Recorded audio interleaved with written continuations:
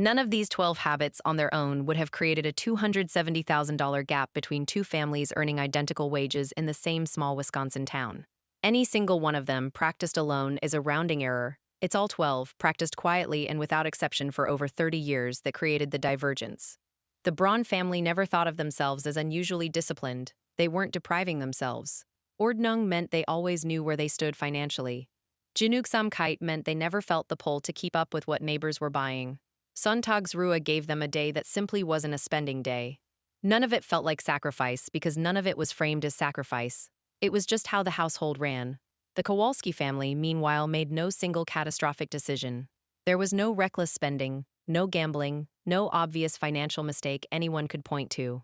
There was simply an absence of structure, decade after decade, where each individual choice seemed reasonable, and the aggregate quietly consumed everything they earned. That's the real lesson buried in these 12 habits. Wealth built this way isn't dramatic. It doesn't come from a single brilliant investment or a windfall. It comes from a household operating system.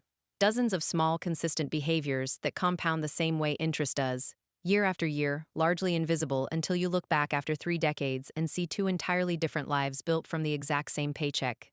You don't need German ancestry to run a German household. You need a Sparbuch, a habit of Ordnung, a clear definition of enough, and the quiet discipline to protect all three, even when nobody's watching, and nothing about it feels urgent. That's where it starts. That's where it always starts. The difference between wealthy households and struggling households is often invisible at the beginning. Small routines repeated thousands of times become life-changing outcomes. The habits nobody notices are often the ones that create the biggest results. A financially strong household is built one small decision at a time,